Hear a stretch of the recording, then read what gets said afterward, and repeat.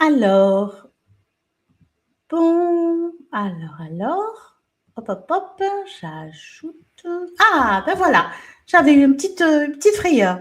Oh, bonjour Marion, comment Bonjour vas-tu? Chira, Comment vas-tu? je vais bien ce matin. J'ai un petit peu mal au dos, ça tire un peu, mais bon, je vois mon kiné Ah bientôt. ben, je te dis pas non plus, moi aussi j'ai des douleurs aussi au dos, mais bon, c'est bon. Oui, Alors, Marion Sigaud, peu de gens, ou beaucoup de gens, surtout de la dissidence, te connaissent. Tu es historienne, écrivaine, écrivain, conférencière, écrivain, écrivain, non masculin, écrivain, non masculin. écrivain. Merci de me Écrivain. reprendre. Spécialiste notamment du XVIIIe siècle. Est-ce que c'est correct? Oui, enfin, spécialiste, j'aime pas trop le mot de spécialiste, mais oui, enfin, disons que oui, 18e, on va dire. Oui, enfin, petit spécialiste. Je sais pas, il faudrait un autre mot qui soit moins Il pompeux. faudrait qu'on en invente un, Marion. On va en inventer un, on va en On va inventer en un. inventer un, voilà. Alors, tu as un parcours aussi qui est profondément singulier et c'est pourquoi aussi je voulais qu'on puisse faire ce Ouais. cœur à cœur toutes les deux. Alors, pour ceux qui veulent aller un peu plus loin, pour aller voir un peu tes travaux historiques sur les Lumières, Voltaire, la Révolution française, ou encore les mutations culturelles et sociétales de l'Occident. Voilà. J'ai Absolument. été, oui, j'ai été vraiment très marquée aussi par ton vécu, ta trajectoire personnelle, qui a été marquée par le déracinement, les fractures familiales et une vraie quête de sens très forte. Tu es issu d'une génération bouleversée par mai 68 et tu racontes combien tu as traversé une période de perte de repères, de rupture avec les valeurs traditionnelles et de grandes confusions existentielles. Oh, c'est exactement ça, c'est bien résumé. Très jeune, tu es parti en Israël vivre l'expérience du kibbutz et là, tu découvres une forme de vie collective, une utopie humaine, une reconstruction intérieure. Et au contact du terrain, tu découvres aussi la réalité d'un peuple, celui de Palestine. Et plutôt que de choisir un camp idéologique, et c'est ça qui m'intéresse, tu as été chercher à comprendre les êtres humains des deux côtés.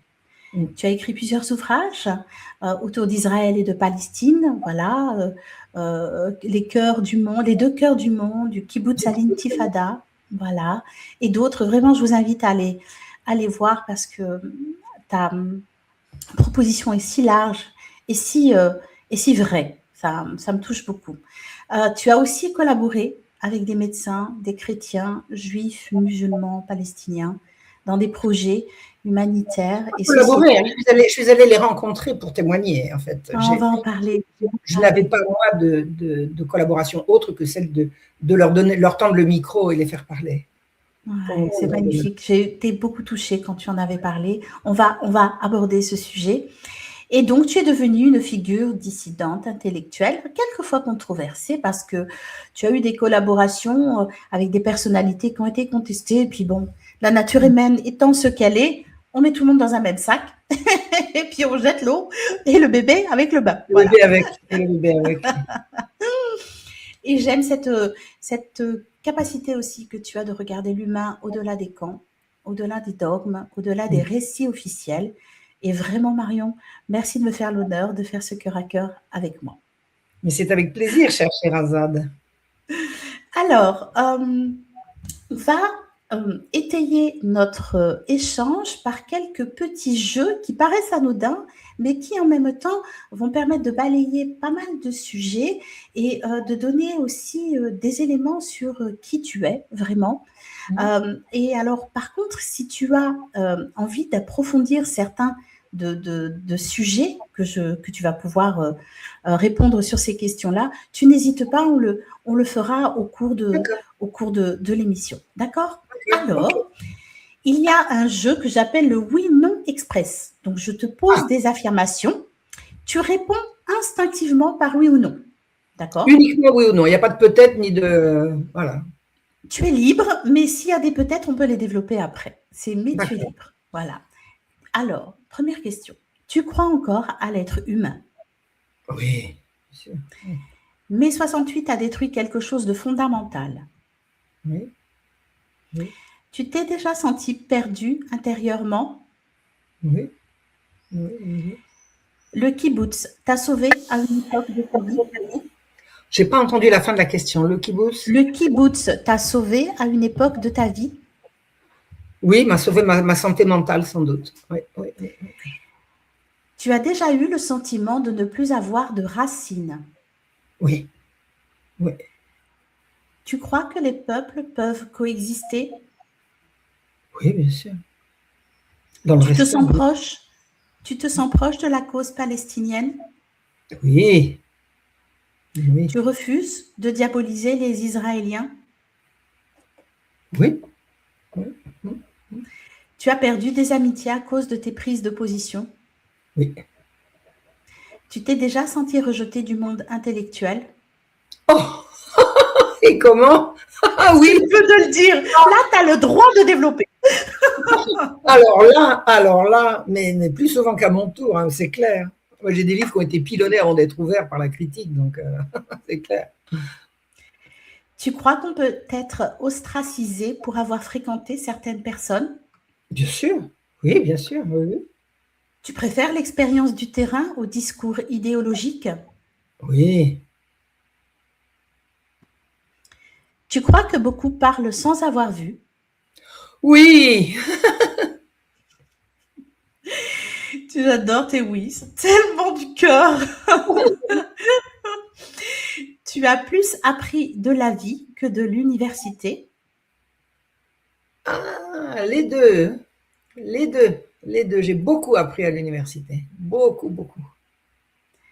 Tu crois que la foi peut sauver quelqu'un? Oui, bien sûr. Tu crois que l'histoire se répète? Oui. Dernière question. Tu crois encore à la paix? C'est pas quelque chose en quoi on croit, la paix. C'est une question nulle et non avenue. La paix, c'est pas Dieu. Croire à la paix. Je crois en la paix. Non, je ne sais pas ce que ça veut dire. Je comprends pas ce que ça veut dire. Est-ce que je désire la paix? Oui. Est-ce que je pense qu'elle est possible? Oui. Mais croire en la paix, je sais pas trop ce que ça À veut dire. l'idée de la paix. Tu vois, tu crois encore à l'idée de la paix. Voilà. Est-ce que je crois que la paix est possible? Oui. Je crois que la paix est possible. Voilà. Je vais le dire comme ça. Ouais. Alors, on va aller explorer, si tu le veux bien, dans ton histoire, tes racines et tes blessures.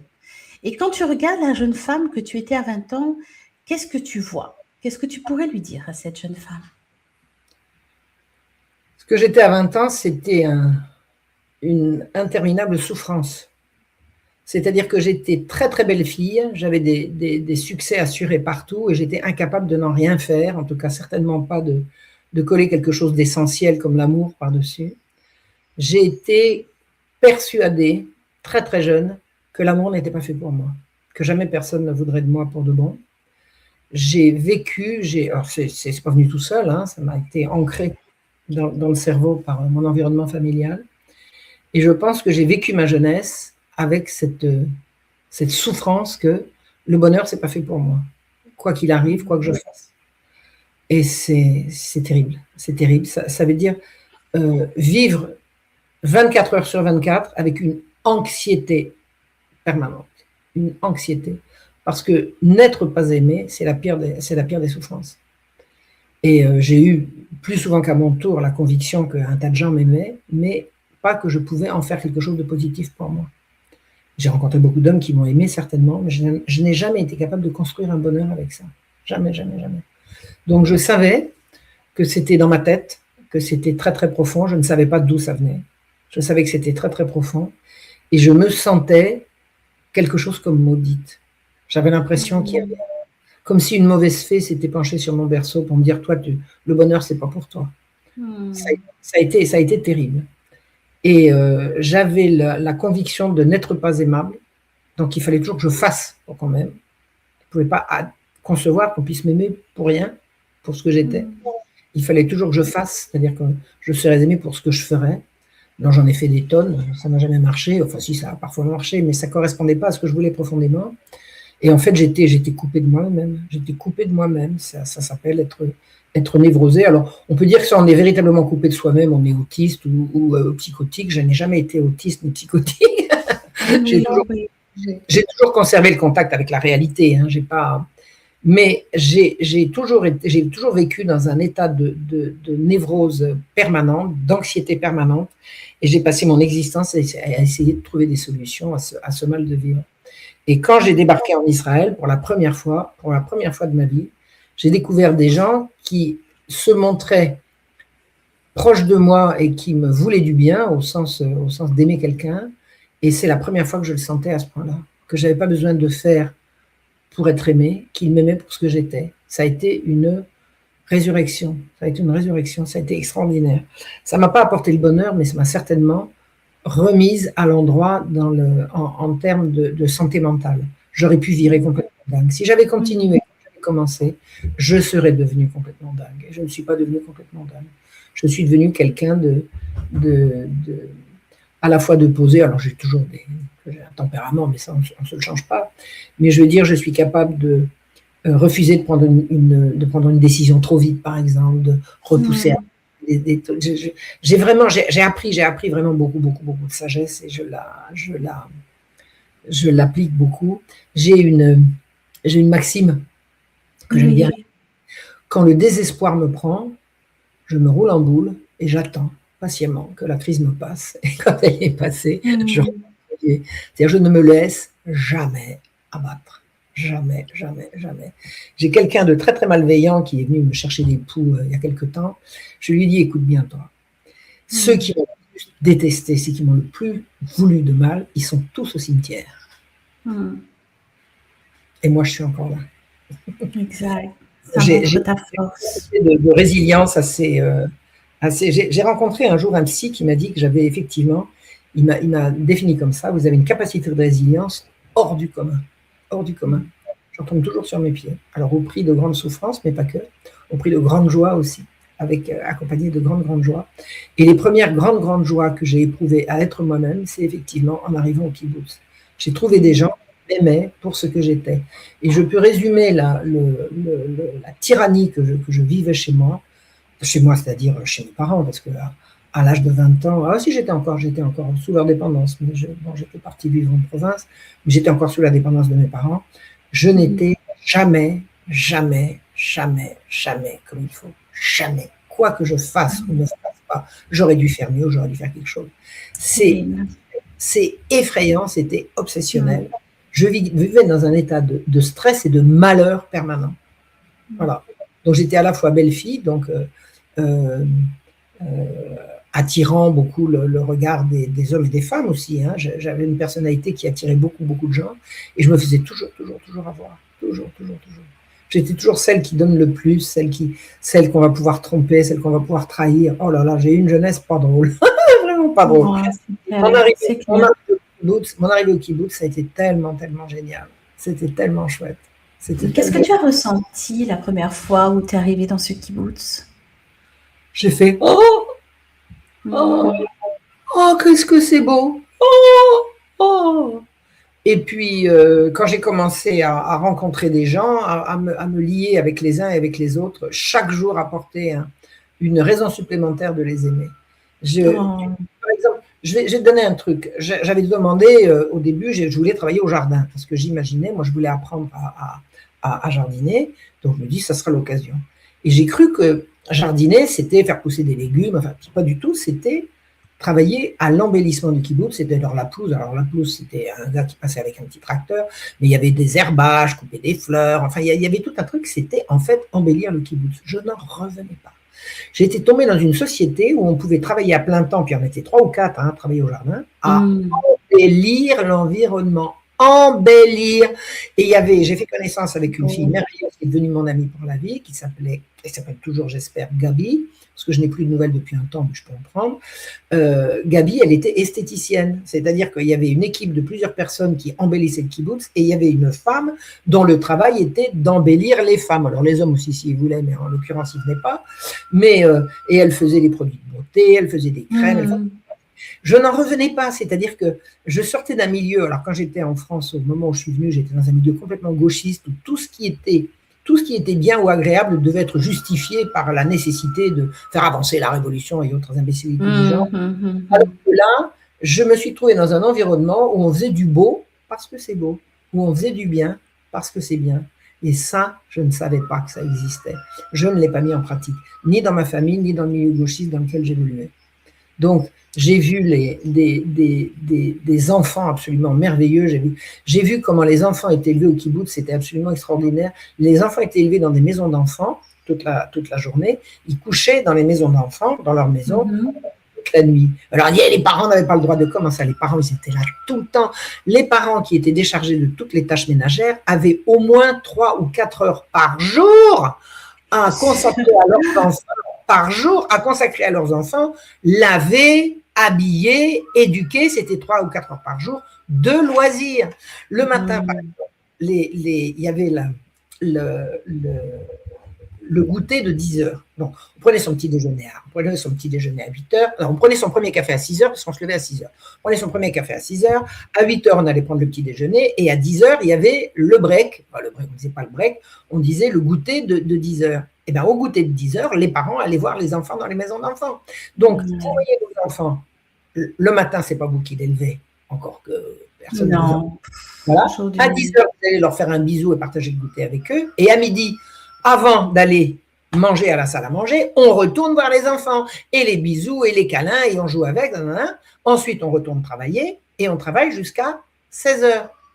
Et le travail qu'on fait au kibbutz, c'est des travaux ménagers. Par exemple, faire la vaisselle, c'est un travail à plein temps.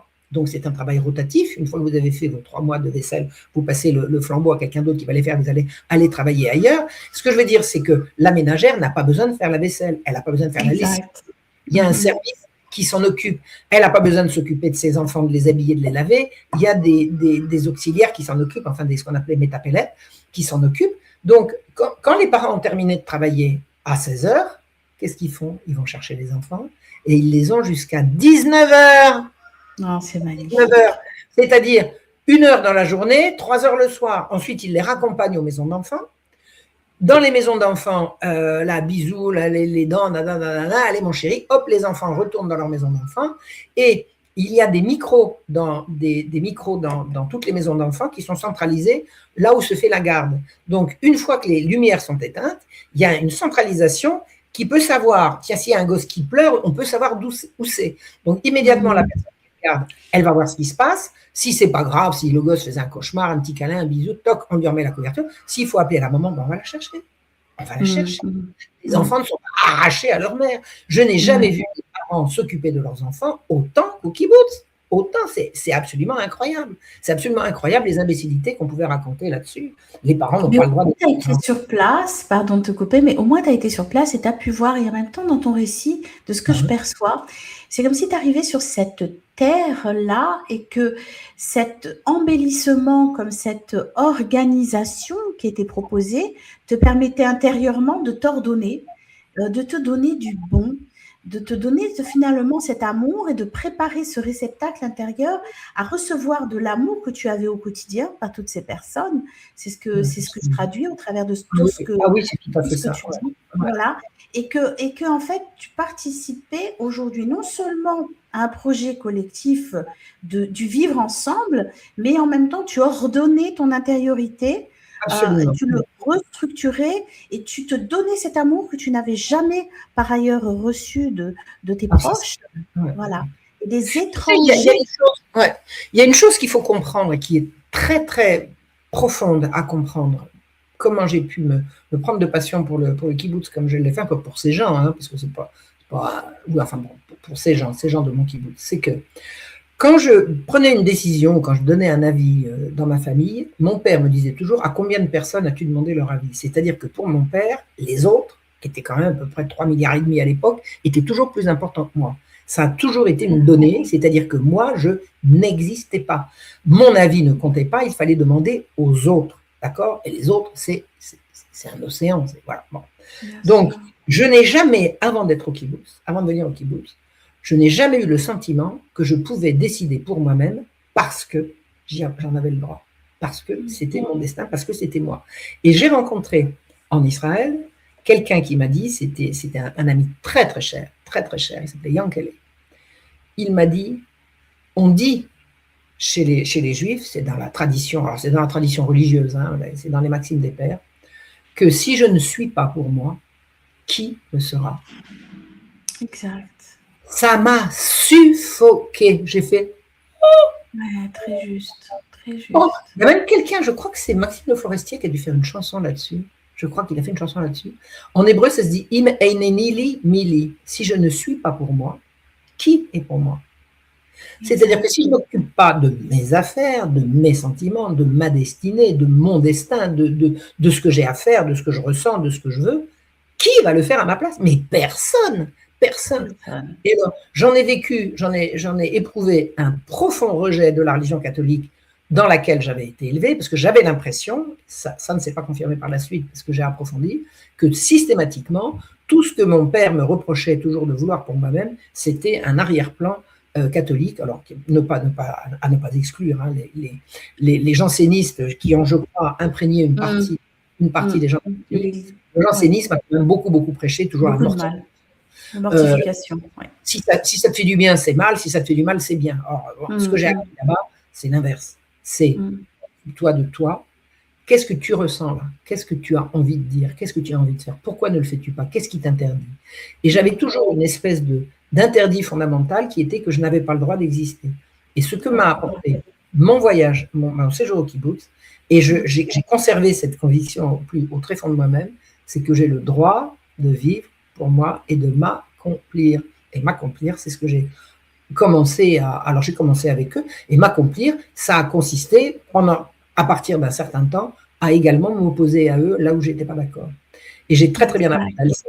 J'ai très bien appris la leçon, parce que si je n'avais pas appris la leçon, je n'aurais jamais osé m'opposer à eux quand je n'étais pas d'accord avec eux. Oui, ça suppose que tu as acquis ta terre intérieure au-delà de cette terre géographique, que tes bases à toi reconstruites étaient suffisamment puissantes pour que tu portes un regard sur ton environnement le plus juste possible.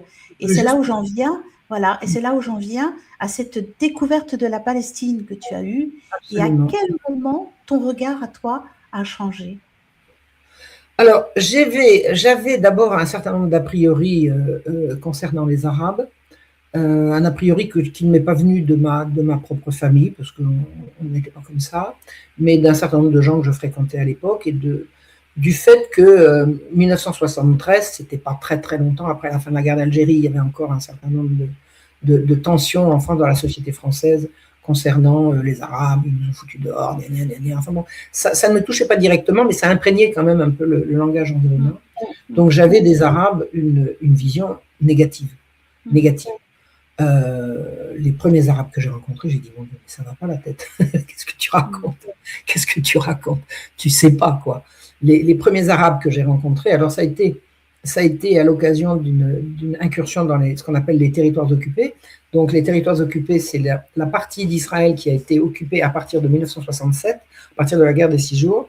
En 1948, au moment du cessez-le-feu de la première guerre israélo-arabe, je ne sais pas si on peut dire comme ça, mais la guerre qui a donné naissance... Non, pas la guerre des 6 jours, c'est 67. Je parle de 48, 1948, la guerre d'indépendance qui a déterminé, quand elle s'est arrêtée en mai 1948, ligne de démarcation qui s'est faite entre ce qui est devenu l'Israël légal, reconnu par les nations, et ce qui était de l'autre côté d'une ligne qui fait une espèce de haricot sur la carte, et au cœur duquel se trouve Jérusalem, il y avait les territoires qui étaient de l'autre côté. Or, en 1967, l'armée israélienne, à l'occasion de la guerre des 6 jours, a franchi cette ligne, et les Israéliens se disputaient entre ceux qui voulaient que Israël soit uniquement ce qui était en deçà de la ligne, et ceux qui voulaient que Israël englobe également des territoires sur lesquels il y avait quand même 1,5 million à 2 millions de Palestiniens. Donc il est bien évident que traverser cette ligne, aller s'occuper et aller occuper ces populations, c'était la porte ouverte à des violences, à des injustices, à des trucs absolument insensés. Or, dans mon kibbutz, qui était de gauche, alors moi j'étais de gauche. Hein. D'abord, c'est pas dur, c'était le camp du bien. C'était le camp du bien. Si oui, c'était mal. Moi, je voyais vraiment pas les choses autrement, et je vois pas comment j'aurais pu dans le milieu dans lequel j'étais. Donc, pour les gens de gauche, des gens comme mon kibbutz qui se disaient à gauche, le kibbutz c'est quand même une mouvance très gauchiste. Il y avait le drapeau rouge hein, sur le château d'eau. Il disait les territoires ne sont pas à nous, il faudra les rendre. Donc j'avais une vision des Arabes qui était il ferait mieux de s'entendre avec nous parce que nous, on est les bons, quoi. C'est-à-dire que les Arabes, en gros, ils avaient tort, ils voulaient tout le temps faire la guerre, alors que les Israéliens, il y avait les mauvais qui voulaient les occuper et leur faire des misères, et puis il y avait les bons, ils auraient dû s'occuper d'eux. Ils auraient dû s'entendre avec eux. Et un jour, j'ai voulu aller voir ce qui se passait de l'autre côté, j'ai pas mis longtemps à comprendre qu'au kibbutz, ils m'avaient menti. C'est-à-dire qu'ils m'ont dit, par exemple, quand on est arrivé, alors mon kibbutz a été créé en 1956, voilà. Mais quand on est arrivé, il n'y avait personne, hein, il y avait personne. Les Palestiniens, ils étaient partis. De toute façon, les Palestiniens, ils étaient partis pour revenir en force pour nous massacrer. Bon, ça c'est une version des choses. Hein.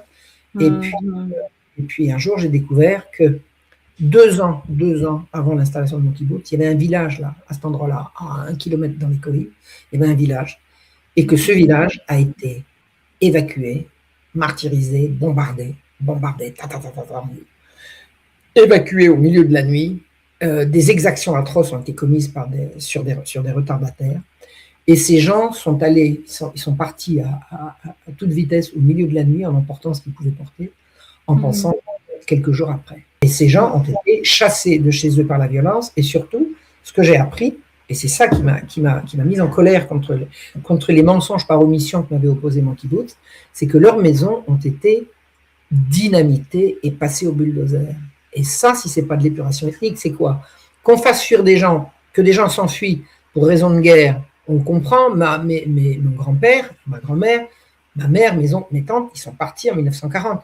Quand les Allemands sont arrivés s'approcher de Reims, mon grand-père a mis un matelas sur le toit, il a mis toute la famille dans la voiture et en avant-merde, ils sont partis. Et puis 15 jours après, ils revenaient. 15 jours après, ils revenaient. Ils avaient pris la clé de la maison, ils avaient fermé le gaz, enfin bon. Et 15 jours, peut-être pas 15 jours, disons 1 mois après, ils étaient de retour. Les Palestiniens, ils ont fait la même chose. Ils sont partis, ils ont pris la clé, ils ont fui, et puis ils ont dit, on va revenir dans 15 jours. Et si on a passé les maisons au bulldozer? Moi, j'imagine que mon grand-père serait revenu à Reims après, puis il aurait trouvé sa maison en gravats. C'est quoi ça? C'est quand même bien qu'il y a quelqu'un qui volait la place, non? Et c'était préparé 2 ou 3 ans avant. Donc, quand j'ai commencé à voir cette réalité-là, alors je l'ai vue parce que j'avais des yeux pour voir. Hein, bien sûr. Il y a des tas de gens qui sont venus avant moi au kibbutz et qui sont baladés dans les mêmes collines, ils n'ont jamais posé ces questions-là. Si un jour un volontaire est arrivé en disant « Ah, j'ai trouvé des meubles dans les herbes », tais-toi. Ah, incroyable. Donc, il fallait vraiment taire cette réalité. Et moi, quand je suis arrivée en disant « Et c'est quoi le truc là-bas ?» on m'a dit « tu te tais. » Et là, j'ai compris que la soupe à la grimace commençait. Mais il n'y a jamais eu la guerre entre eux et moi. Je les ai beaucoup secoués, je les ai beaucoup engueulés, parce que je suis comme ça, moi j'engueule les gens. Puis après, excuse-moi, je ne voulais pas te blesser, mais j'ai quand même dit ce que je vais à dire. Et j'y tiens. Donc, je leur ai passé plusieurs savons en leur disant, mais arrêtez de vous imaginer que vous allez faire la paix si vous ne voulez pas reconnaître le mal que vous avez fait. Et alors j'ai fait, de nombreuses années plus tard, une expérience en Afrique du Sud. J'ai fait une interview il y a 2 jours, j'ai dit qu'en Afrique du Sud, il y avait un mouvement qui s'appelait Égalité Réconciliation. C'est vérité réconciliation et pas égalité réconciliation. Il y a eu en Afrique du Sud, au moment de l'abolition de l'apartheid, c'est-à-dire en 1994, un mouvement de citoyens qui s'est créé en Afrique du Sud et qui a dit: il y a tellement d'atrocités qui ont été commises par les uns contre les autres qu'on ne pourra jamais vivre en paix si on ne crève pas l'abcès de la souffrance qui a été accumulée. Et alors, je crois que c'était des Norvégiens qui avaient importé ça en Afrique du Sud. Ils avaient rencontré des leaders noirs, des blancs, des responsables de communautés juives, chrétiens, machin et tout. Ils se sont mis ensemble et ils ont dit: si on ne veut pas la guerre civile, il faut crever l'abcès. Et crever l'abcès, voilà ce qu'on suggère. On va faire un tribunal et on va faire venir les gens à qui on a des atrocités à reprocher. Vraiment des atrocités, des trucs dégueulasses. Et il y en a eu des trucs dégueulasses. J'ai été, non pas témoin, mais enfin, j'ai entendu des histoires terrifiantes de ce qui se passait. Absolument horribles. Et si les gens, reconnaissent ce qu'ils ont fait, c'est-à-dire la vérité, et s'ils demandent pardon, ils ressortiront libres. Et ça a été une catharsis, ça a été véritablement, et la guerre civile n'a pas eu lieu. Alors il y a d'autres problèmes en Afrique du Sud qui relèveraient d'autres choses, mais franchement, et c'était le vœu de Nelson Mandela. Nelson Mandela disait: ne sommes pas meilleurs que vous, parce que vous avez été nos bourreaux. Nous ne sommes pas meilleurs que vous, vous n'êtes pas pire que nous. Il faut se donner les conditions de véritablement vivre ensemble et vivre bien. Et l'idée a été de dire la vérité, dire la vérité, dire la vérité. Ce qui manque à Israël et ce qui manque dans l'horreur actuelle, c'est ce qui manque aux Israéliens, c'est de comprendre qu'ils doivent rechercher la vérité et la dire, et que la paix ne sera pas possible sans ça, et qu'elle le sera avec ça. Et ça, j'en suis persuadée. D'abord parce que je l'ai vu en Afrique du Sud, j'ai vu des trucs tellement beaux en Afrique du Sud, on en reparlera un autre jour. Oui, on refera des émissions, Marion, on en refera. De réconciliation, mais à pleurer, quoi, à pleurer. C'est tellement beau, tellement beau, tellement beau. Et ça, je sais que ça c'est possible. Ce serait possible à la condition que la vérité soit dite. Or, tout le système israélien, tout le système rappelons-le par son nom, ce qu'on appelle le sionisme, c'est fondé sur des mensonges, c'est-à-dire la négation d'une réalité. Par exemple, il y a un truc qui consiste à dire de toute façon, on ne peut pas s'entendre avec les Palestiniens, c'est des musulmans. Ah ouais, d'accord. Et les chrétiens, ils sont quoi? Et les chrétiens, ils sont quoi? Ouais, mais ils sont une petite minorité. Tu connais la proportion? Tu connais la proportion? Moi, j'ai une information quand même intéressante. Au moment de 1987, c'est le début de l'islamisation du conflit. Avant 1987, c'était Israël contre l'OLP. À partir de 1987, c'est Israël contre les islamistes. Ah, qu'est-ce qui s'est passé? Ah ben, on s'est rendu compte. Ah bah oui, c'est exactement comme ça que ça s'est passé. En plus de ça, j'étais sur place, je me souviens très bien de la chose. Donc, à l'époque où c'était l'OLP qui représentait la cause palestinienne, avec Arafat et son kéfier, il y avait musulmans, il y avait Habash, chrétien, et qui était le porte-parole de l'OLP? Ilan Halevi, juif, israélien et français. Donc, je me rappelle. Donc, il n'y a pas. Alors, qu'il y ait un problème avec l'islamisation, c'est autre chose. C'est autre chose. On peut en parler. Mais ce que je veux dire, c'est que de dire que le conflit c'est un conflit religieux, c'est ignorer que jusqu'à 1987, ça ne l'était pas. Mais ça arrange bien de dire que c'est un conflit religieux. Bien sûr. Ça fait partie du récit. À partir du moment où on pointe le doigt de la différence qui fait peur et qui collectivement, émotionnellement, déclenche quelque chose de négatif, on s'assure que quelque part le récit, il est contrôlé, tout simplement. C'est de cette façon aussi. Ce sont des techniques. C'est pas à toi que je vais apprendre ce genre de choses. Mais effectivement. Mais par contre, ce que je trouve intéressant aussi dans ce que tu dis, c'est que tu as cette capacité d'avoir vu sur le terrain deux peuples, d'accord? Deux peuples qui n'arrivent pas à se parler, encore aujourd'hui, malheureusement. Mais en même temps, tu n'as jamais été, de ce que j'ai perçu, après peut-être que tu vas me dire l'inverse, mais de ce que j'ai perçu, tu n'es pas tombé dans la haine d'un camp contre l'autre. Non, alors, je n'ai pas de sympathie pour les génocideurs, les tortionnaires. On s'entend. Mais tu n'es pas tombé dans cette haine facile. Je ne réduis pas le peuple israélien à ces monstres, qui sont des monstres. J'en ai quelques-uns. Moi, j'avais rencontré un garçon qui était absolument adorable, il était gentil comme tout, il était rigolo. On avait fait un voyage en groupe et puis je l'avais rencontré à cette occasion-là, il était absolument délicieux. Et à un moment donné, on parle des Palestiniens, mais qu'est-ce que c'est que ce truc? On leur a demandé leur avis. Qu'est-ce que c'est que ces merdes? Oh là là, c'est choquant. Je dis, mais de quoi tu parles? De quoi tu parles? J'ai vu récemment un échange entre un Palestinien, un échange par la toile interposée, ils ne se voyaient pas, un Israélien avec un soldat qui revenait de Gaza. Et l'Israélien disait, mais t'as pas des problèmes de conscience? Non, qu'est-ce que tu fais à Gaza? Il dit, je tue, tu tues des enfants. Tu dis, ouais, j'aime bien. Comment ça, t'aimes bien? Oui, j'aime bien. Mais alors, t'as pas des problèmes de conscience? Non, disait l'autre, j'ai pas de problème de conscience. T'avais le Palestinien qui essayait absolument d'essayer de trouver en lui une quelconque humanité, puis l'autre, il a été totalement dépourvu. Alors, je dis pas qu'il est né comme ça, j'en sais rien, il a certainement été conditionné, mais il y avait aucune espèce d'humanité à espérer réveiller en lui, il n'en avait pas. Tout le monde n'est pas comme ça. Non, Dieu merci. Ceux qui sont pas comme ça, j'en ai connu des tonnes, j'en ai connu des tas. Mais qu'est-ce que tu crois que je fréquentais quand j'étais en Israël? Même à partir du moment où j'ai commencé à connaître les Palestiniens, tous les gens que je voyais, que je fréquentais, que j'allais voir, pour lesquels je faisais des reportages, c'était toujours des gens qui étaient à cheval sur les deux. Toujours. des Israéliens à qui il reste une conscience, on peut parfaitement, mais vraiment bien, envisager avec eux de faire cette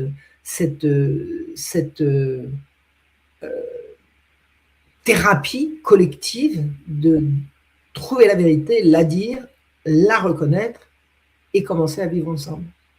Et je crois que c'est très important. Le déni, je pense à des affaires de viol dont j'ai été témoin de récits. Ce qui met en rage les victimes, c'est que le violeur ne veut pas reconnaître. Non, bah, c'est clair. Jamais, c'est ta faute, tu l'as bien cherché. Et il y a un apaisement au moment où la vérité est dite.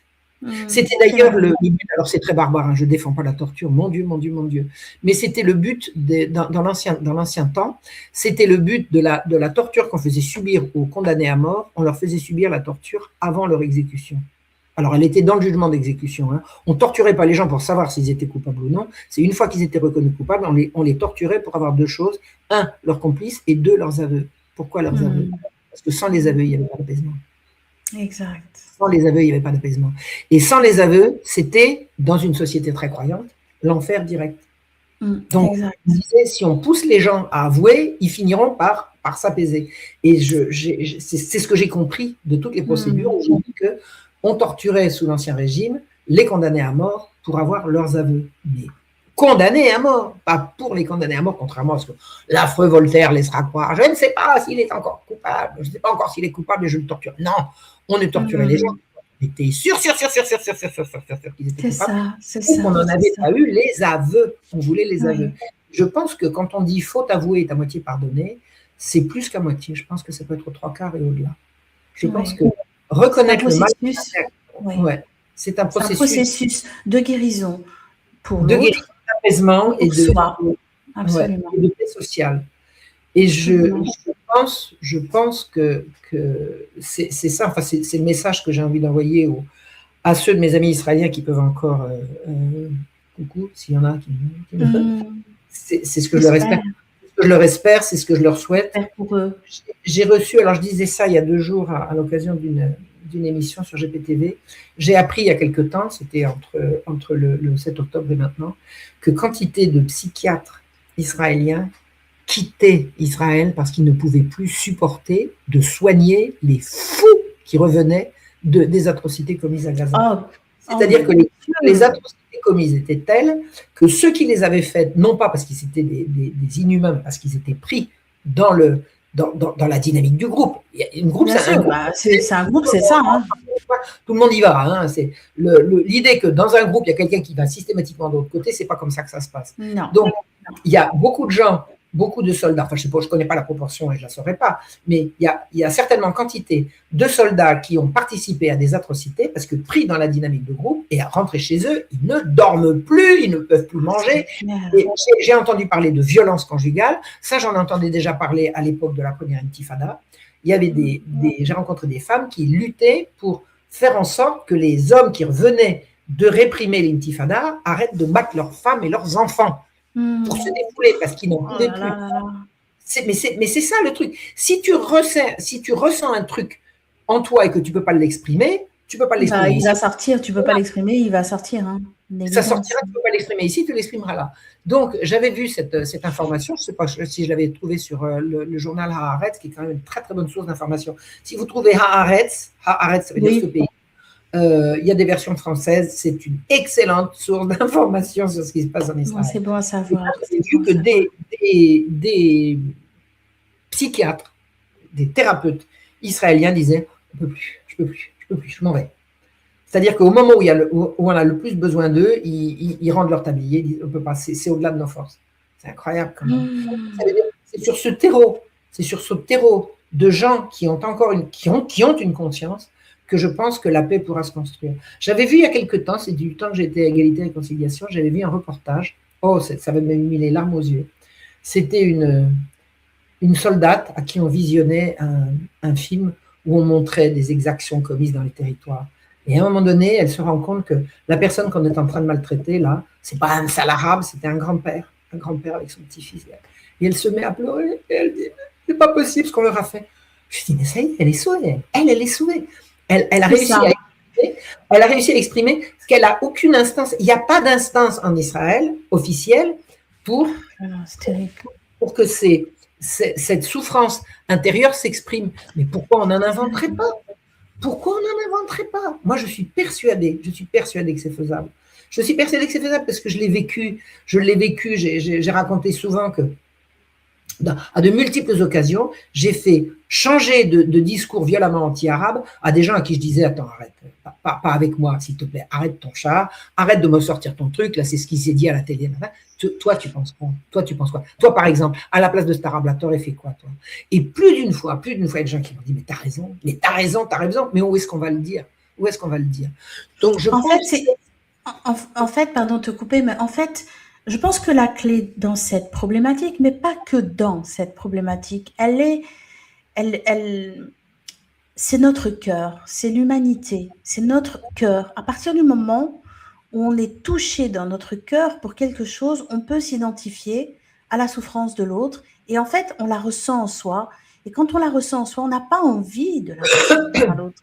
Justement, parce qu'on sait ce que c'est. Ça s'appelle la compassion. Ça s'appelle la compassion. Et la compassion, c'est vraiment un sentiment naturel. La compassion, absolument. Naturel. Il n'y a pas d'étiquette religieuse dans la compassion. Je pense que les gens qui ne sont pas capables de compassion sont des gens qui ont vécu un traumatisme qui leur interdit d'avoir de la compassion. Je pense que là, n'avoir pas de compassion, c'est être dénaturé. Quand j'entends des gens qui disent « ouais, mais ça, c'est la nature humaine », je dis « non, c'est la dénature humaine ». La nature humaine, c'est la bonté, la compassion. Et c'est quand cette nature humaine est brisée que on remplace la compassion par la violence et la bonté par la méchanceté. Donc, je pense que la nature humaine, qu'est-ce qui est humain? Tu as quelqu'un au bord d'une rivière qui tombe à l'eau. C'est quoi l'humanité? C'est lui dire, ah ben, va te faire voir, l'eau est froide. Ou c'est lui dire, attends, voilà, j'arrive. C'est quoi l'humanité? L'humanité, la véritable humanité, c'est de tendre la main, éventuellement, si on sait nager, de plonger, d'aller le rechercher ou d'appeler du secours. On ne laisse pas quelqu'un qui tombe à l'eau, alors qu'à l'heure actuelle, le monde est dirigé par des gens, et on est dans une phase absolument diabolique de ce qu'est devenu le monde, mais ça ne durera pas, je suis intimement persuadé, où c'est le mal qui est aux commandes, c'est la dénature humaine qui est aux commandes. Et il faut aller dans le sens d'un retour à nos valeurs, les valeurs de compassion, de solidarité, de respect de l'autre, et de respect de fraternité. De soi-même et de fraternité, et de respect de soi-même. Si on ne se respecte pas, j'ai dit ça récemment à une petite catho que j'aime bien, elle est gentille, mais elle est sans arrêt, les autres. Je lui dis, c'est qui? Je lui dis, à qui tu te dois d'abord? Elle me dit, bah alors, attends. Je lui dis, non, c'est pas un truc. Bah, elle a donné toute la famille, et toi, qui c'est qui va s'occuper de toi? Elle m'a regardé comme ça, je lui dis, qui c'est qui va s'occuper de toi? Quand tu te seras occupé de tout le monde, et tu sais que le bon Dieu a dit, tu aimeras ton prochain comme toi-même. Comme toi-même, on est OK. Si tu te détestes, tu vas devenir odieux à ton entourage. Et c'est ce qui se passe. C'est ce qui se passe. Moi, je vois par exemple mon père qui a été mon pire bourreau, il ne s'aimait pas. C'est indéniable. Comment pouvait-il t'aimer? Ben voilà. Comment aurait-il pu m'aimer? Comment il aurait pu t'aimer s'il ne s'aimait pas lui-même? La clé, hein, et c'est ce que je dis dans toutes mes émissions, tu vois, dans cet univers que j'ai créé chez Light Shine, c'est que tout part de soi, tout part de l'intérieur de soi, parce que nous sommes le temple, voilà, et le royaume, il est à l'intérieur, donc on a cet univers à l'intérieur de nous qu'on doit effectivement ordonner suivant les lois naturelles, parce que c'est là où on se... Et la loi naturelle, et c'est essentiel. Et la loi naturelle, elle est essentielle, parce que du coup, elle nous met dans une rythmique qui est collective, une rythmique qui est liée à la Terre, une rythmique qui est liée à l'univers, une rythmique qui est liée à la vie, tout simplement. Et à partir du moment où on est connecté à la vie, on ne peut pas être contre la vie dès qu'on est dans ce mouvement, parce que c'est ce flux intérieur qui est nourrissant, épanouissant, qui nous donne cette envie d'aller de l'avant et qui nous fait proliférer et dans la parole et dans les actions pour bâtir ce nouveau monde. Donc, tout part bien de soi, à l'intérieur de soi, de son propre cœur. Si on n'a pas ça, on passe à côté de notre propre humanité, donc de la vie. Tout simplement. Exactement. Voilà. Je voulais rebondir. J'ai un petit chat dans la gorge qui va partir. Alors, on va refaire un autre jeu, si tu le veux bien, Vas-y, avec, tu dois compléter la phrase. d'accord. La liberté sans repère est. Le chaos, Le déracinement est. une souffrance. Le kibboutz représentait. Un lieu pour renaître.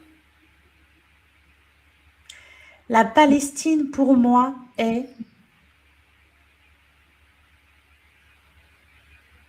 Un combat légitime. Israël pour moi est.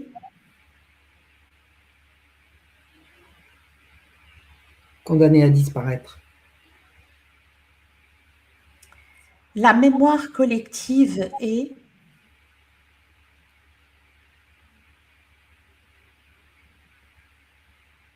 Alors là, je sèche. Elle est manipulée. Elle est manipulée. La souffrance transforme. En le meilleur ou le pire. Le pardon est. Intérieur. La transmission aujourd'hui est. Essentiel. L'histoire officielle est. Ça n'existe pas. Il n'y a pas d'histoire officielle. Être rejeté publiquement, c'est. Certainement avoir raison. J'adore cette réponse. J'adore. La dissidence coûte. Non, non, pas de réponse là. L'être humain, au fond, est. A besoin d'être aimé. La foi est.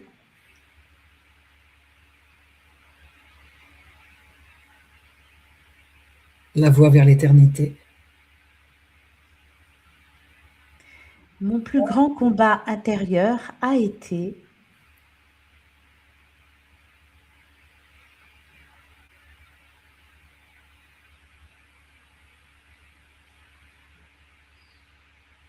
Accepter d'être qui je suis. La paix commence quand. La vérité est dite. Très belle réponse, si je peux me permettre. Très, très profonde.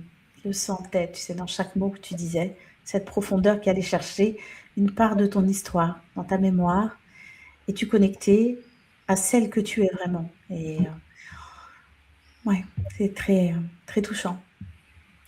Alors, on va faire un petit jump, j'allais dire, on va sauter sur la partie un petit peu plus historique, voilà. Et j'aimerais savoir pourquoi l'histoire est-elle devenue si importante dans ta vie? Elle a toujours été importante. J'ai toujours aimé l'histoire. Alors ça fait partie des belles choses que m'a transmise mon père. Parce que ça n'a pas toujours été la guerre. Moi, mon père, la guerre a été déclarée, j'étais déjà adulte, c'est quand je me suis opposé vraiment à lui, mais j'ai passé quand même toute ma jeunesse dans un environnement familial uni. Hein. Mon père allait tous les samedis à la bibliothèque municipale et il revenait avec une pile comme ça. Il a acheté des bouquins tout le temps, mais il allait en chercher à la bibliothèque municipale et je me servais sur sa pile de table de nuit. C'est-à-dire que j'ai toujours lu de l'histoire.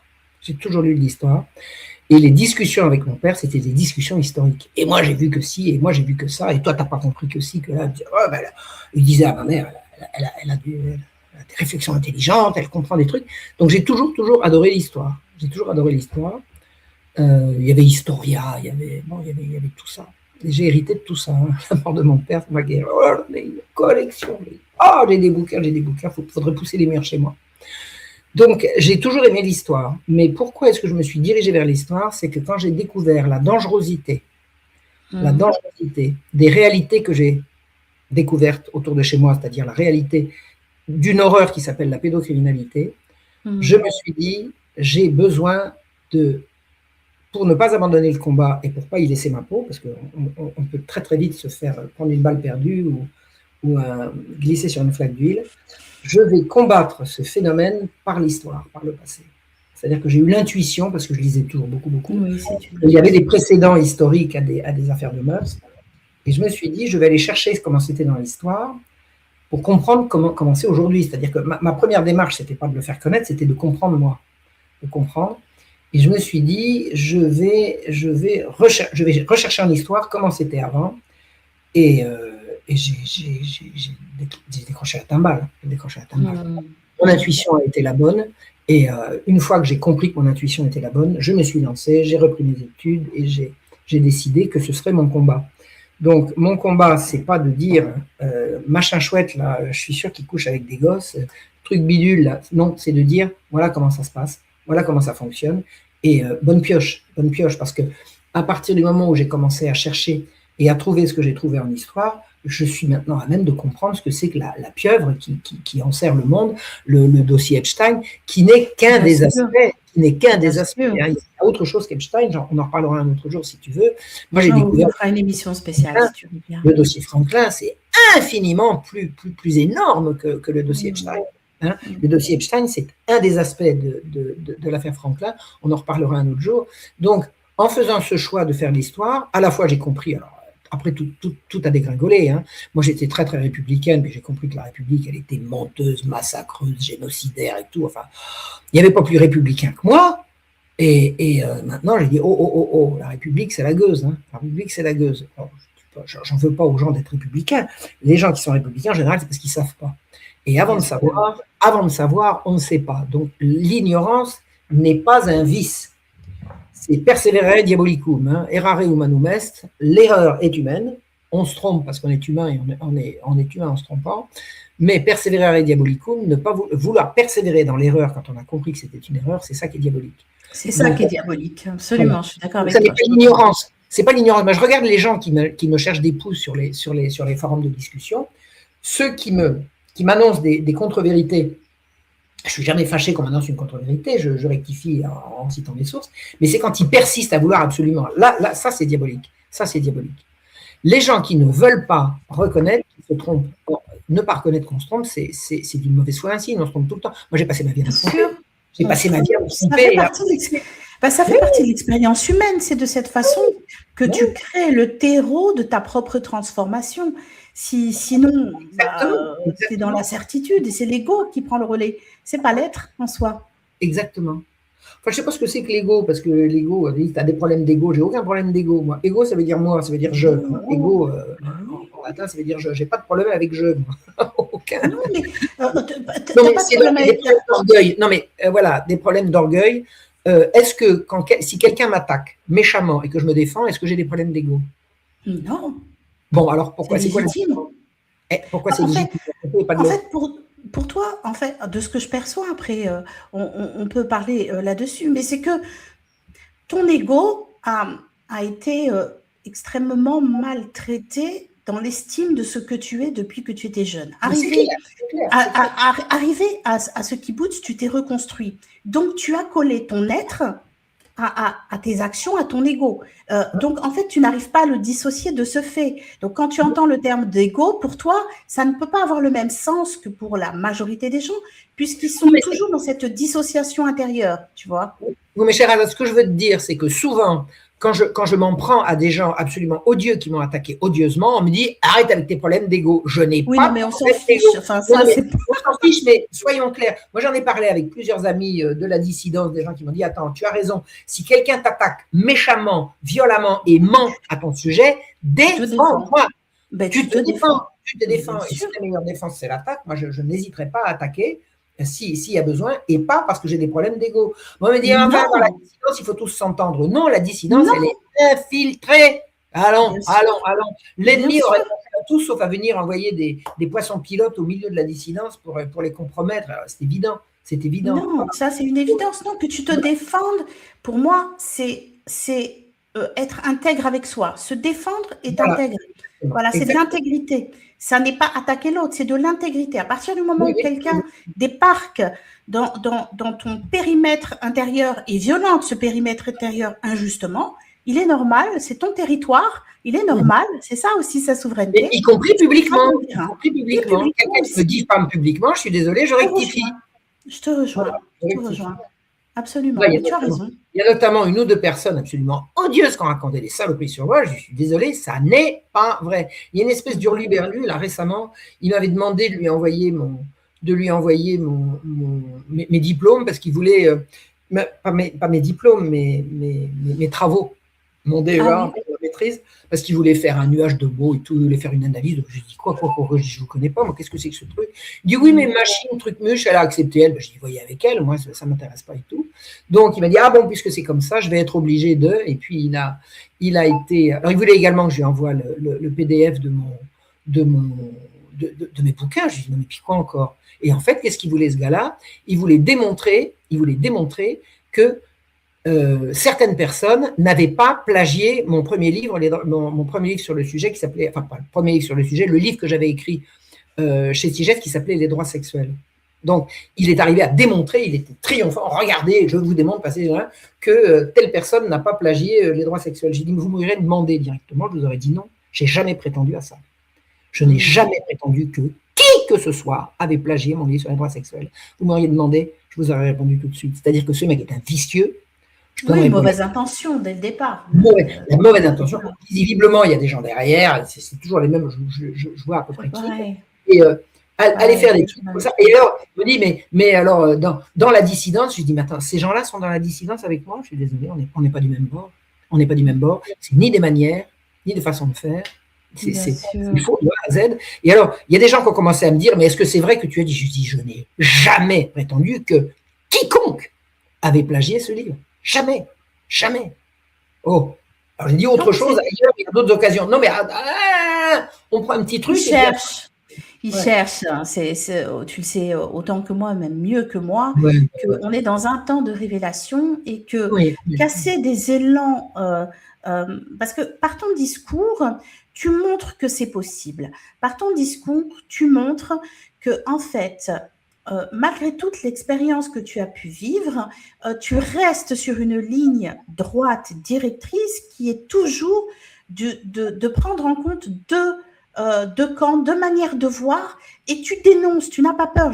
Ça s'appelle peser. Exact. Tu as cette capacité. C'est pas tout le monde qui l'a. Parce que j'ai appris, tout le monde peut apprendre. Tout s'apprend, mais il faut le vouloir. Tu vois, c'est ça. Exactement. Il faut le vouloir. Tout le monde n'a pas cette capacité, parce que beaucoup de gens sont dans la certitude de ce qu'ils avancent. Moi, je suis juste sûre d'une chose, c'est que je ne sais rien, mais que j'apprends tous les jours. Ça, c'est ma joie. C'est je me dis, je suis comme une enfant. Je me réveille tous les jours. Chouette, il y a des trucs à apprendre. Je suis toujours cet éternel petit poussé. C'est ce que je dis. Mais si je me couche le soir sans avoir appris quelque chose dans la journée, j'ai perdu ma journée. Mais bien sûr, je suis entièrement d'accord avec toi. Ça, je viens de l'apprendre aujourd'hui. Tiens, ça, je viens de l'apprendre aujourd'hui. C'est ça. C'est ça la richesse de l'expérience, très sincèrement. Et que ces gens t'attaquent, en fait, en plus, c'est quand même aussi bon, quelque part, quand on est attaqué, c'est qu'on dérange. Bon, c'est toujours comme ça, malheureusement, ce sont des schémas humains. Voilà. C'est clair. C'est clair. Je crois que si tu ne les dérangeais pas, ils ne te parleraient même pas. Tu vois, c'est que quelque part, tu les embêtes. Mais tant mieux que tu les embêtes. Déranger, c'est aussi quelque part secouer l'autre pour l'aider à se poser des questions, pour aller à une autre version de lui-même, aller se secouer, et c'est peut-être ça aussi, vu en plus la personnalité qui est la tienne, tu n'hésites pas, tu mets les pieds dans le plat et bravo pour ce que tu es. Marion, voilà, je ne fais pas partie de tes fans. Merci. Parce que je ne suis pas dans cette… Et Dieu sait que tout le monde me connaît dans mes émissions, je ne suis pas du tout quelqu'un qui s'étale voilà, sur ce sujet-là. Mais pour moi, il y a quand même une exemplarité qui est très intéressante de par ton parcours et on devrait quand même pas mal s'en inspirer ou, à défaut de s'en inspirer, se rappeler que c'est possible pour s'offrir cette possibilité de transformation. Voilà. Il y a un cas, je vais te raconter un truc, une anecdote. Vas-y. Un gars, j'avais fait une conférence dans un village à côté de chez moi. J'avais fait c'était parmi les premières conférences que je faisais après avoir repris mes études d'histoire, c'est-à-dire quand j'ai commencé vraiment à casser du sucre sur les Lumières, sur tous ces trucs-là. Et j'avais raconté un truc concernant la Révolution, je me souviens plus ce que c'était. À la sortie, il y a un gars qui est venu me voir à la table où j'étais assise pour faire la conférence. Il m'a dit, Madame, j'ai pas le temps de rester, je suis obligé de partir. Vous venez de changer ma vision du monde. Merci. Waouh. Waouh. Waouh. Et il ne serait pas venu là, il aurait continué combien d'années à croire que... C'est incroyable. C'est fou. On prend la vérité et on la lance. Et après, elle travaille toute seule. C'est ça qui est beau. Il y a des tas de gens qui me disent, mais comment je peux faire pour convaincre? Je dis, il ne faut rien faire pour convaincre. Il ne faut pas essayer de convaincre. On ne peut rien faire. La vérité travaille toute seule. Elle n'a pas besoin de nous, hein, la vérité. Hein. Ah si, elle a besoin qu'on la trouve. Une fois qu'on l'a trouvée, on la lâche et elle travaille toute seule. On lâche l'info, on donne l'information. On a fait le même geste au même moment. Je ne sais pas si tu as vu, mais on a fait on a fait le même geste au même moment. On est synchro, toi et moi. On est synchro. Alors, on va refaire un autre petit jeu, parce que j'aime bien. Ouais. Je trouve que ce petit jeu, c'est très révélateur. Alors, tu préfères être comprise par tout le monde ou rester fidèle à toi-même? Oh ben, rester fidèle à moi-même, c'est clair. Une vérité qui dérange ou un mensonge qui rassure? Oh ben, une vérité qui dérange. C'est évident, c'est évident. Perdre ta réputation ou perdre ton intégrité? Oh ben, mon intégrité. Être aimé ou être libre? Ça ne s'oppose pas, je ne peux pas opposer ça. C'est pas où. Non, je ne peux pas répondre à ça. C'est marrant parce que souvent, cette question, mes invités, c'est sur celle-ci qui bloque, parce que ça ne s'oppose pas beaucoup, mais c'est très intéressant de comprendre ça. Ouais. Ça ne s'oppose pas forcément, mais dans notre société, on essaie de nous faire comprendre que ça s'oppose. Ouais. Vivre sans racines ou vivre sans liberté? Ça se ressemble.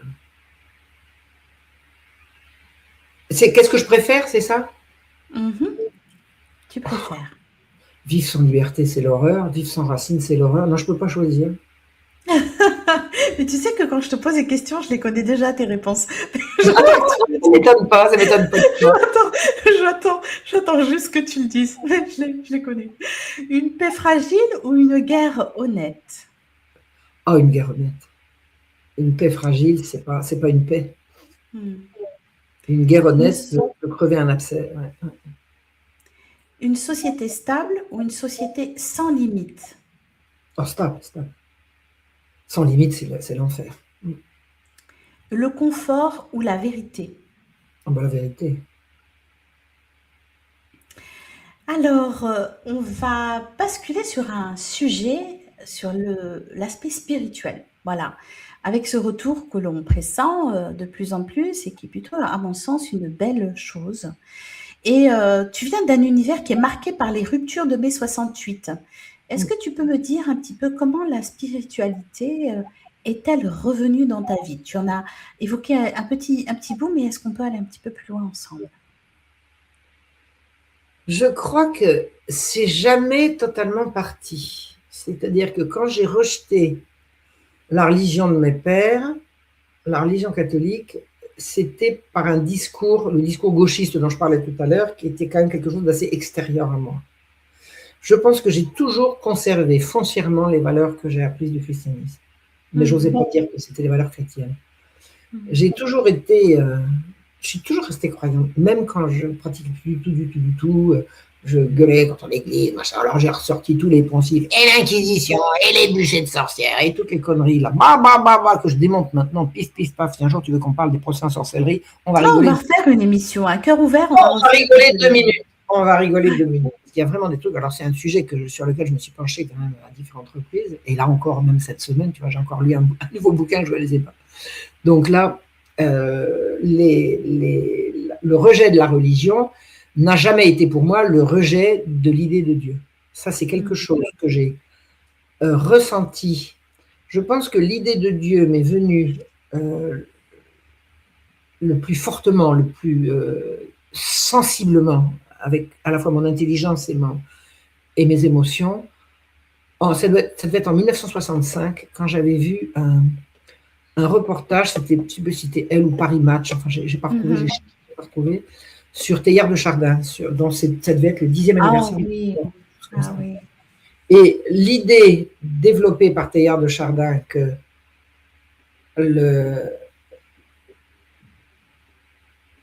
Dieu est ce vers quoi l'humanité tend dans un mouvement circulaire et montant, c'est-à-dire les âmes se dirigent, l'esprit se dirige dans un mouvement montant vers l'unité divine. Et il n'y a qu'un seul un au monde. Tout est multiple, sauf Dieu. Dieu est un. Bien sûr. Dieu est un. Il n'y a qu'un seul un, c'est Dieu.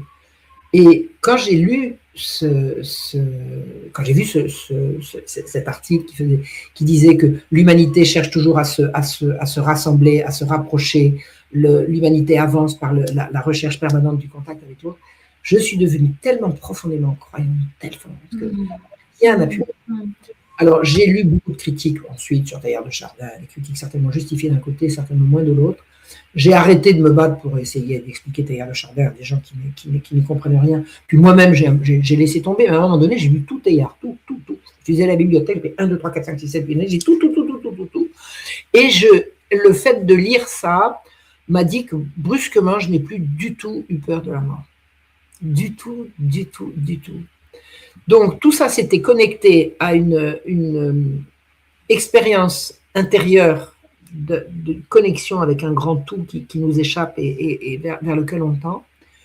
Et c'était plus relié du tout à la religion catholique. Mais quand j'ai refait de l'histoire et que j'ai vu que tout ce que j'avais rejeté dans l'église catholique, c'était autant de mensonges qu'on y avait attribué, alors là, j'étais... Alors là, voilà, t'as fait bingo, là. Là, t'as fait les liens. C'est extraordinaire. Alors là, j'ai dit, bon sang de bonsoir. Et on peut pas... Alors moi, j'étais une chrétienne sans église. C'est bien, hein, catholique sans église. Bah oui, c'était ça. C'est à ça qu'on menait un tas de manipulations médiatiques absolument odieuses. D'être catholique sans église, c'est pas être catholique. Bon. Donc, je faisais partie de ces gens qui disaient... le message évangélique est très bien, mais l'église, c'est de la merde. Bon, alors admettons, l'église, c'est de la merde. Quoi, par exemple? Puis j'ai commencé à prendre des exemples un à un, je me suis rendu compte que tout était mensonger. Un jour, quand j'étais déjà ici à la campagne, je me suis prise de bec avec un trotskiste. Bon, un trotskiste, je les ai bien fréquentés, les trotskistes, parce que j'ai émargé chez ces gens-là pendant quelques années, pas trop, mais quelques-unes quand même, qui m'ont appris à les reconnaître. À un moment donné, je me dis, lui, il a dit 3 trucs, c'en est un. Je reconnais les yeux bandés. Enfin bref, j'ai eu une prise de bec avec un mec qui me disait, mais enfin, tu sais très bien que l'Église catholique est la plus grande organisation criminelle de tous les temps. Je lui ai dit, alors écoutez, alors admettons, maintenant donne-moi un exemple. Il dit, comment ça va? Donne-moi un exemple de crime commis par l'Église. Il n'a jamais voulu répondre. Il m'a dit, mais tu sais bien, mais tu te fous de moi. Je lui ai dit, mais réponds. Non, mais tu m'énerves. Il n'a jamais voulu répondre. Il n'en avait pas. Comme il savait que je faisais de l'histoire, il savait que j'allais pouvoir répondre. Il m'a dit, le chevalier de la Barque a été massacré par l'Église. Non, par les juges anticléricaux. Ouais, mais c'était au nom de la religion. Non, pas au nom de la religion, justement. Au nom mais justement pas, quoi. Il a été au nom de la religion, ça voudrait dire que c'est la religion qui a servi de prétexte. Le prétexte qui a été utilisé, c'est que les juges voulaient connaître d'affaires religieuses en lieu et place de l'Église alors qu'il n'avait pas autorité pour le faire. C'est-à-dire qu'il a été condamné au nom du roi qui n'y pouvait rien parce que le roi a été complètement bafoué. Toutes les règles de la procédure criminelle ont été bafouées dans l'affaire du chevalier de la Barre. Toutes les règles ont été bafouées. Donc, il a été condamné à mort pour blasphème, alors qu'il était impossible de condamner à mort quelqu'un pour blasphème si on suivait la loi. Donc, tout a servi et les juges se disaient les défenseurs de la foi, alors qu'ils passaient leur temps à faire des misères à l'Église et à l'archevêque de Paris, à l'évêque d'Amiens et tout. C'est les anticléricaux qui ont eu la peau du chevalier de la Barre. C'est pas l'Église, c'est les anticléricaux. Donc, quand j'ai commencé à découvrir tous ces trucs-là, je me suis dit, mais enfin, c'est incroyable. Alors, je lui disais au gars, donne-moi un autre exemple. Calas. D'accord, l'affaire Calas, parce que Calas a été tué parce qu'il était protestant. Oui, non, justement pas. Calas a été exécuté parce qu'il avait tué son fils. Et c'est comme ça que ça se passait à l'époque. C'était la stricte application de la loi. Tu as tué ton fils, tu passeras à l'échelle. C'était comme ça que ça se passait. C'est Voltaire qui a inventé que c'était une question parce qu'il était protestant. Ça n'a rien à voir. Tous les mensonges, l'Inquisition, les juges, l'Inquisition a brûlé 1 million de sorcières. L'Inquisition a brûlé 0 sorcière. 0 sorcière. Enfin bon, on en reparlera. Non, mais on en reparlera. On fera un cœur ouvert sur ce sujet. Je pense que c'est intéressant parce que ça permettra d'affiner le regard et puis de comprendre que finalement, l'histoire qu'on nous a donnée, elle n'est pas juste et elle conditionne aussi notre regard, donc nos choix dans nos vies. Alors, moi, ce que je voudrais dire, absolument. Alors, moi, je voudrais dire quelque chose. On me parle d'histoire officielle. Elle est où l'histoire officielle? On la trouve où? Il n'y a pas d'histoire officielle. Il y a des historiens qui font leur travail et il y a des médias qui ne le font pas. C'est-à-dire que, alors l'éducation nationale, elle porte une grosse responsabilité dans la prolifération des mensonges. Mais moi, le souvenir que j'en ai, c'est que l'éducation nationale, elle a surtout menti par omission. Et c'est le pire, celui-ci, parce que tu ne peux pas le contester. Mais du coup, et ce qui est hyper intéressant, c'est que par omission, le temps passant, les générations changent, et ben du coup, l'histoire tombe dans l'oubli, en réalité. Et la personne, s'il n'y a pas de la mémoire, on passe à côté. En fait, on n'a plus du tout l'information. Ouais. Alors, mon truc, si tu veux, c'est que il n'y a pas d'histoire officielle. Il y a des historiens officiels, certainement. Mais la plupart des historiens sont des gens honnêtes. Et moi, je travaille avec le travail des historiens. On dit, mais toi, tu vas chercher aux archives. Je dis, mais avant d'aller aux archives, moi, j'ai d'abord les autres historiens. Tu me demandais tout à l'heure si j'ai beaucoup appris de la vie ou de l'université. J'ai beaucoup appris de l'université. Mais attends, le savoir, il est à l'université. C'est là que je suis allé le chercher. Moi, avant d'aller à l'université, j'étais incapable de remettre en cause tout ce que j'ai remis en cause après. Donc, il y a le niveau de savoir qu'on nous apprend au scolaire, et là, c'est du bourrage de crâne, mais il n'y a pas d'histoire officielle. Un jour, une fille qui me dit la chronologie officielle, elle est fausse. J'ai dit, tu la vois où? Je dis, on peut la consulter où, la chronologie officielle? Elle est marquée quelque part? Ça n'a pas de sens. Donc, ce ne sont pas les historiens qu'il faut remettre en cause, c'est les médias. Et alors, tout ce qui est institutionnel en France, c'est tombé sous la botte de Satan. C'était mensonge. L'université ment. L'école ment. Mais à l'université, si tu vas chercher… Moi, je suis allé à un moment donné chercher les différents DEA, le diplôme d'études approfondies que j'ai passé, je faisais regarder les différents DEA des gens qui m'avaient précédé. C'est à la disposition. Mais le travail est fait. Il est sérieux. Il n'y a pas d'histoire officielle. Il y a une version… Mais elle n'est même pas officielle, elle est communément admise. C'est pas la même chose. Oui. Communément admise et officielle, c'est pas pareil. Communément admise. Regarde, tu prends un gars comme Mélenchon, qui n'est pas du tout, c'est pas ma tasse de thé, j'aime pas du tout le bonhomme, mais lui, il connaît l'histoire. Si tu essaies de passer sur un truc, pif, paf, il te remet les choses à l'endroit. Lui, il a fait de l'histoire. T'en veux un autre qui connaît l'histoire? Zemmour. Alors lui raconte pas des conneries en histoire, il connaît l'histoire. Les historiens sont les gens qui savent où est la vérité. Maintenant, qu'ils ont envie de la dire ou pas, c'est autre chose. Mais ils savent la vérité et on a besoin des historiens. Et les historiens ne font pas de l'histoire officielle, ils font de l'histoire tout court. Ils font de l'histoire tout court. Et voilà, c'est l'intérêt de la chose. L'intérêt de l'histoire, c'est de chercher la vérité. Et la difficulté, c'est de trouver l'instance où la dire. Mais l'histoire officielle, je ne connais pas ça. C'est ça regarde. 1789, c'est le soulèvement du peuple contre le roi. Je n'ai pas vu ça marqué quelque part comme étant un truc. Non. Par contre, ça circule par les téléfilms. J'entends. Les téléfilms font un mal. Tu sais, ce que tu as vu à la télévision, ce que tu as vu en film, ça t'imprime. Évidemment. Évidemment. Tu vois. Et cette impression, elle reste comme si c'était une vérité. Mais c'est les médias qui sont mentales. Exact. Ouais. Donc, il y a un vrai devoir de réinformation et il y a aussi un devoir, et c'est ce que je vois dans ce que tu fais, et je trouve que c'est très très important, c'est ce devoir de transmission, parce qu'au travers de tout ce que tu fais, tu vois, tu transmets à cette nouvelle génération et je trouve ça, et je me dis que nos médias, je m'inclus dedans, participant à cette transmission pour la nouvelle génération, c'est extrêmement important. Et aujourd'hui, bon, avec tout ce que cette jeunesse vit actuellement, qu'est-ce qui t'inquiète le plus et qu'est-ce que tu lui dirais à cette jeunesse? Même la jeunesse m'inquiète parce qu'elle n'a plus de contact avec ses racines. Elle n'a plus de contact avec ses racines et surtout parce qu'elle a reçu un enseignement débilitant qui lui interdit de réfléchir et d'aller chercher la vérité. C'est pour ça que les mômes, ils sont toute la journée sur leur tout pour aller vite et pour pas aller chercher la véritable information. C'est une calamité, c'est un crime contre l'humanité ce qu'on fait à l'école. C'est vraiment un crime contre l'humanité.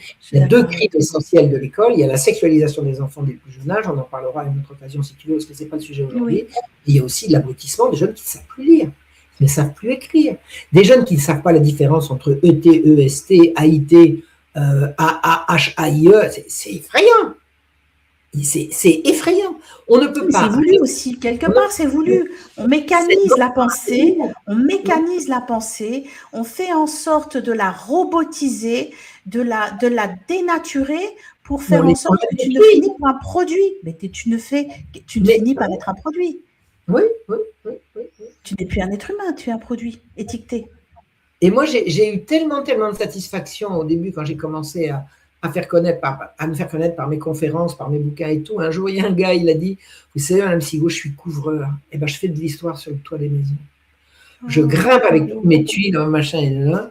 Je branche mon téléphone portable sur la dernière conférence de Marion Sigaud et je fais de l'histoire. C'est pas beau, ça. C'est pas beau.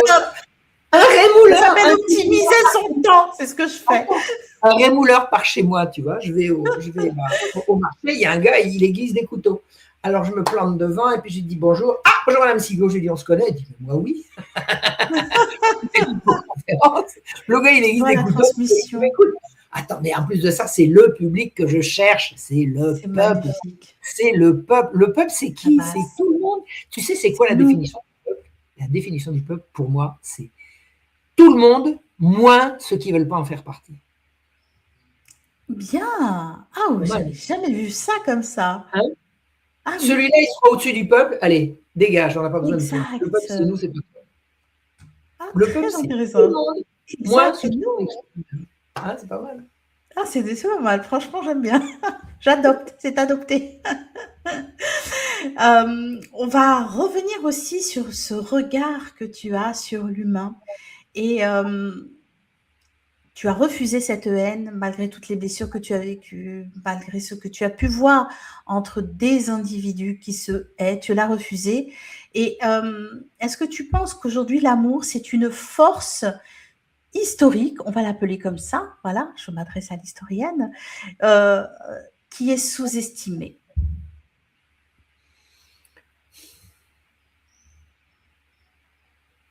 Je ne sais pas trop ce que veut dire l'amour là en l'occurrence parce que l'amour, c'est l'élan vers l'autre, en fait. C'est l'élan vers l'autre, considérer l'autre comme un autre soi-même, à l'égard de qui on a de la bienveillance.